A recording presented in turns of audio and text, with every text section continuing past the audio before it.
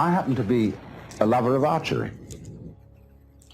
But I don't like archery for killing things. I like it as a sport. But what I like most of all is to set an arrow free, like it were a bird. You know, when he gets far up in the sky, whee, you watch it. And it suddenly turns and drops.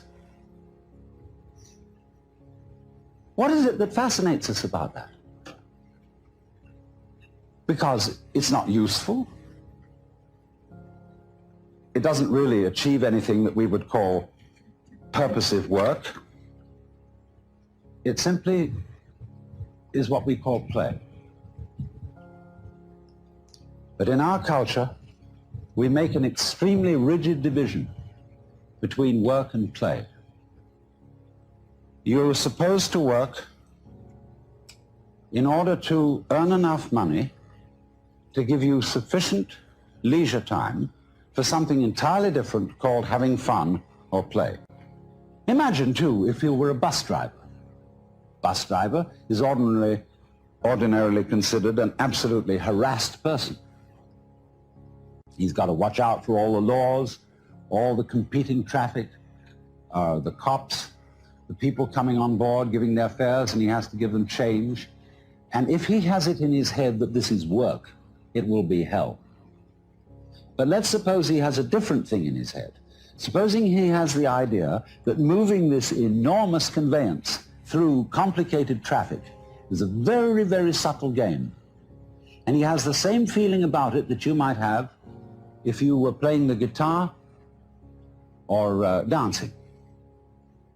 And so he goes through that traffic, avoiding this and avoiding that and taking a fare like this, and he makes a music of the whole thing. Well, he's not going to be tired out at the end of the day. He's going to be full of energy when he gets through his job. The art of washing dishes is that you only have to wash one at a time. If you're doing it day after day, you have in your mind's eye an enormous stack of filthy dishes which you have washed up in years past, and an enormous stack of filthy dishes which you will wash up in years future. But if you bring in your mind to the state of reality, which is, as I've pointed out to you, only now. This is where we are. There is only now. You only have to wash one dish. It's the only dish you'll ever have to wash, this one. You ignore all the rest, because in reality, there is no past and there is no future. There is just now. So you wash this one. And instead of thinking, have I got it really clean, as my mother taught me with an angry voice, that I had to get every little scrap off it, you know, and she got angry at you. Instead, you turn the cleaning movement into a dance. Like this. And you dig that. And you swing that plate around, and you let the rinsing water go over it. And you put it off in the rack. Crazy. See? Take the next one. And you get this rhythm going. See? And you're not under compulsion all the time. You know, when I was a little boy and went to school in England, I had to learn the piano. They called it playing the piano. But actually, they said you must play. We had in England compulsory games. They used to post notices on the bulletin board in the school where I went to, which said, this afternoon everyone will go for a run. And if you didn't go for a run, and it was found out that you hadn't, you were flogged.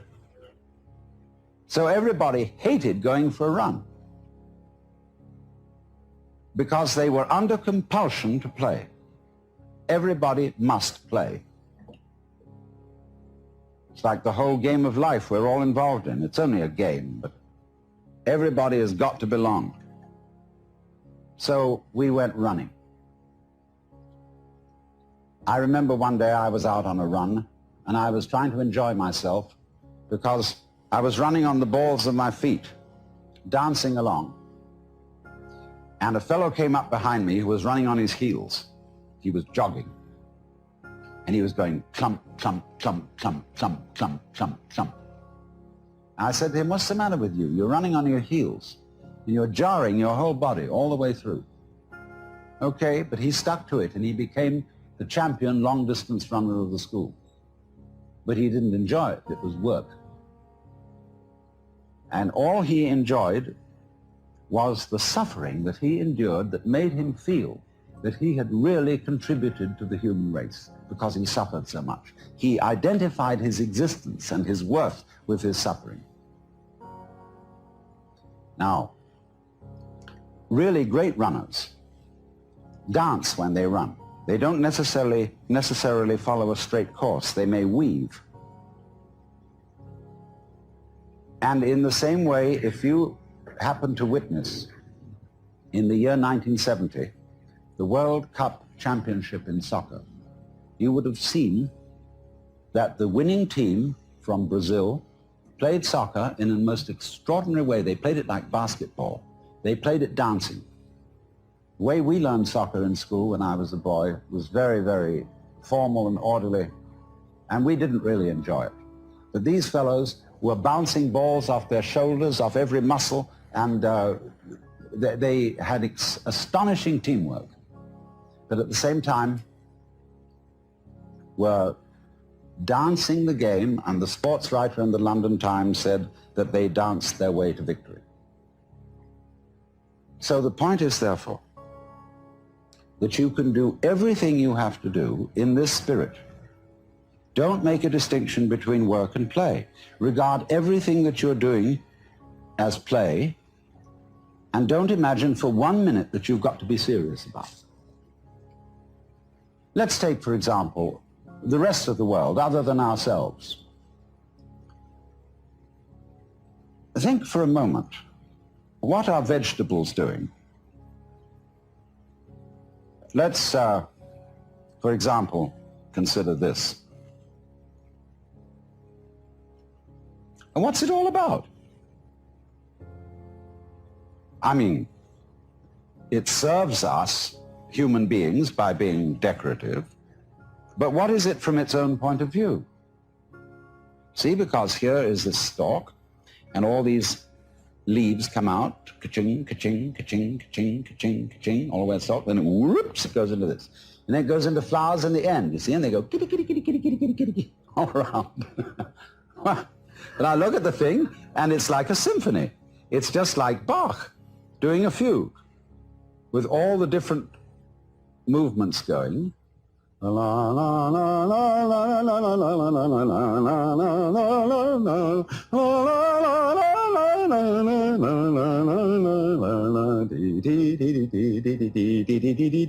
that's what it's about. What do you say? It's using up air, it's using up energy, it's really not doing anything except being ornamental. And yet here's the whole vegetable world. Not only cactus plants like this, but all trees, roses, tulips, and edible vegetables, cabbages, celery, lettuce. They're all doing this dance. And what is it all about? Why do they do it? Well, we say, one must live. It's necessary to survive. You know, you really must go on. It's your duty. It's your duty to your children.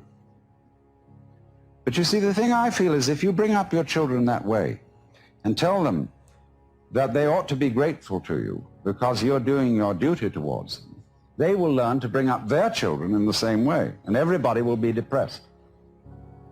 There really is no necessity to go on living.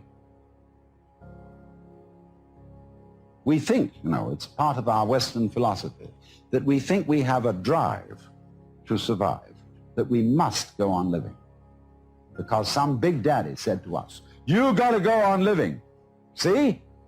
And you better make it or else. Well, I've already explained to you on this show that the fear of death is completely absurd. Because if you're dead, you've got nothing to worry about. So you'll be all right. So in the same way, you must not, no, I don't want to use that word, must not. Because I'm not trying to talk to you as an authority, I'm trying to talk to you as somebody who's opening your mind up, a helper, not a father figure.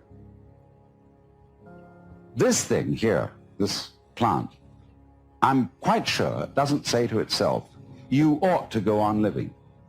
You've got an instinct to survive, which is something other than yourself and which you have to obey.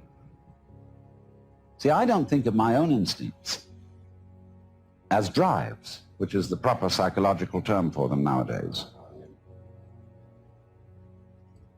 I think of my instincts as myself. I don't say, excuse me, but I have an unfortunate desire to reproduce myself, and therefore I'm sexy, and would you please accommodate me? I don't say, excuse me, but I have to eat, and really it's absolutely necessary that I eat. I say, on the contrary, hooray! I am this desire to make love, and I am this desire to eat. It's not something else that pushes me around, it's me.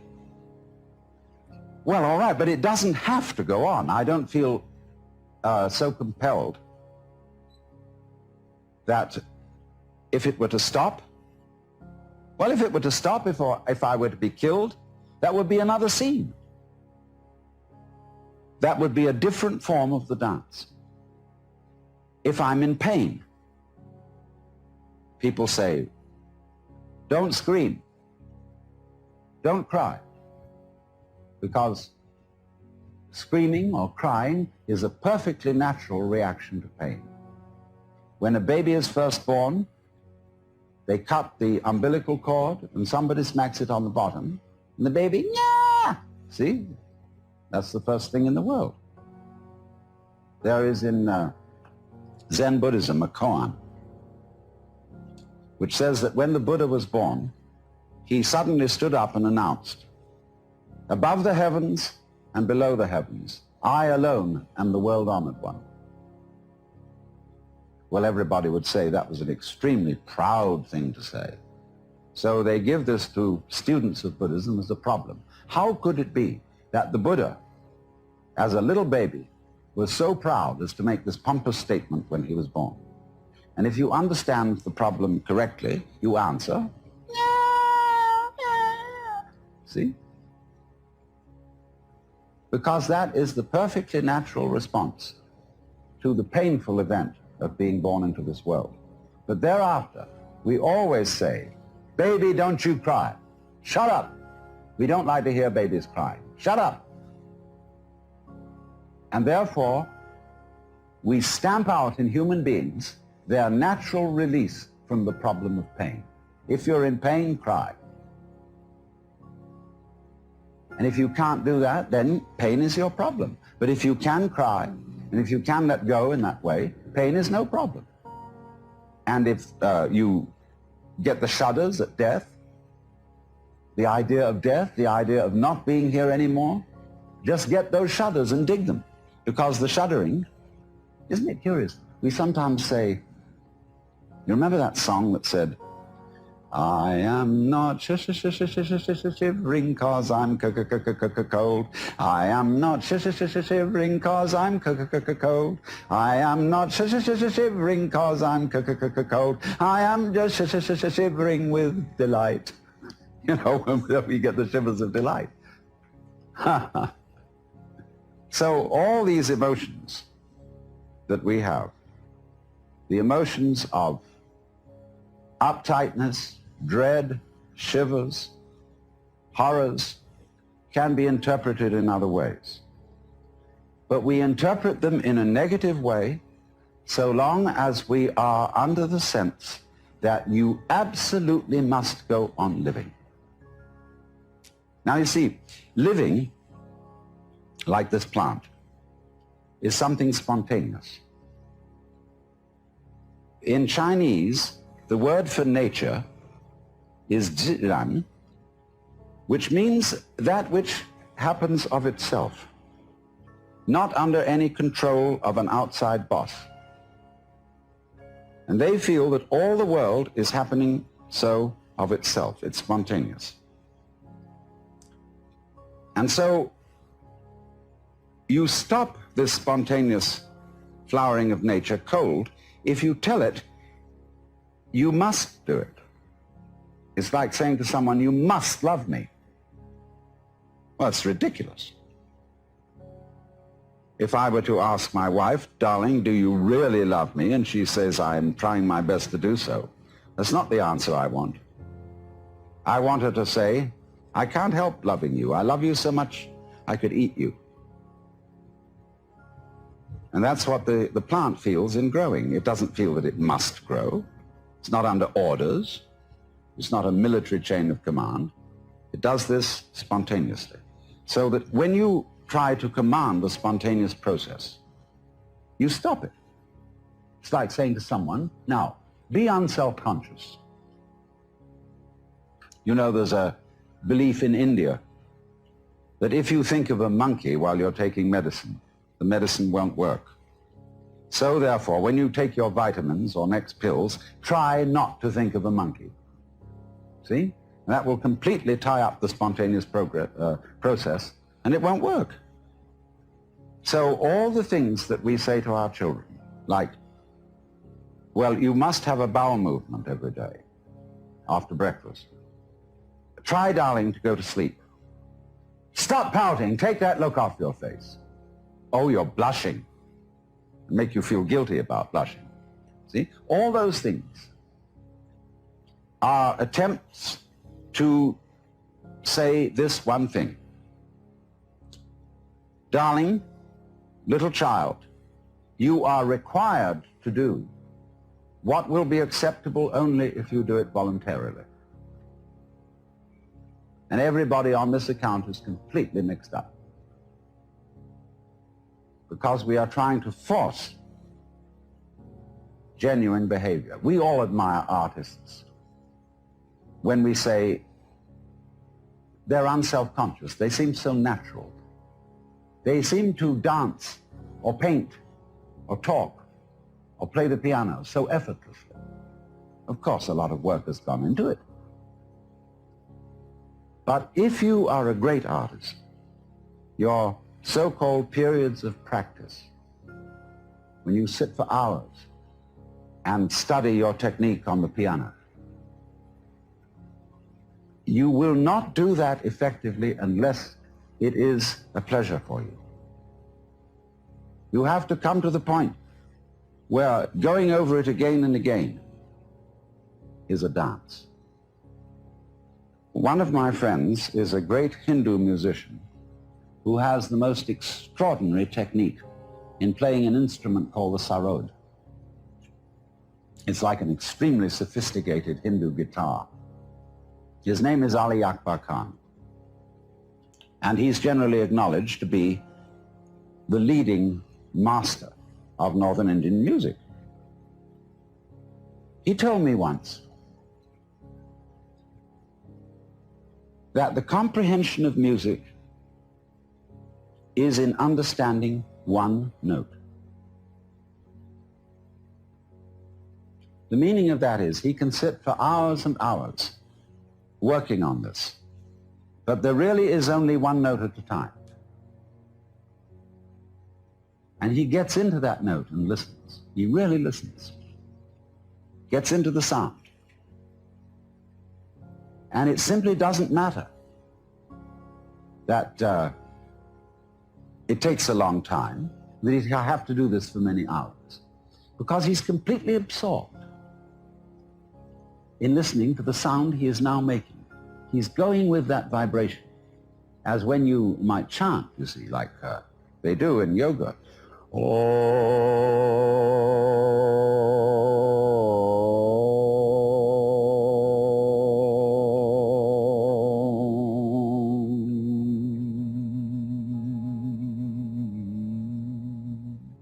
can keep that up for hours.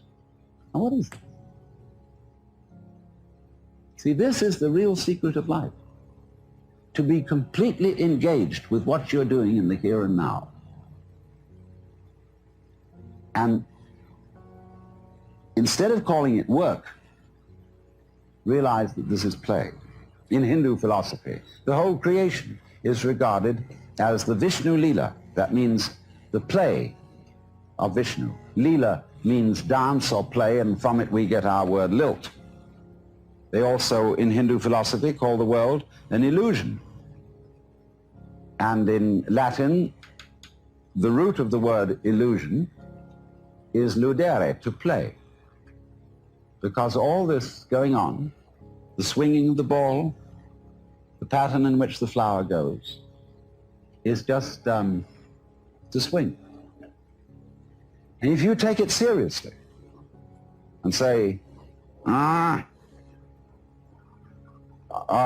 you doing anything useful? Useful for what? Useful to go on. But if you take that attitude to going on becomes a drag. Survival becomes a sweat, and it's not worth it. And if you teach your children, and they'll imitate you, they'll treat survival as a sweat which they have to undergo, they have to keep going on, and they'll teach their children to do it, and the whole continuation of the human race will be a drag, which is in fact what it's become because of this attitude. And this is the reason why we've invented the atomic bomb and are preparing to commit suicide. Because we think we must happen. And to the degree that we think we must happen, we hate it. And are going to bring it to an end. And stop it. So I was about to say seriously, but I'm going to change my words and say sincerely suggest. You know, I'm not, in talking to you, I'm not preaching. I'm not actually serious, because I'm really with this rather than any kind of deep philosophy and so on. So I suggest to you sincerely. G.K. Chesterton once said that the angels fly because they take themselves lightly. How much more so then he, she who is Lord of the angels? Huh. The whole world is 3 for a penny, 3 for a pound, 'tis love that makes the world go round, or in the words of Dante, but my own wings were not for such a flight, except that, smiting through the mind of me, there came fulfillment in a flash of light, that my volition now and my desires were moved like wheel revolving evenly by love that moves the sun and starry fire.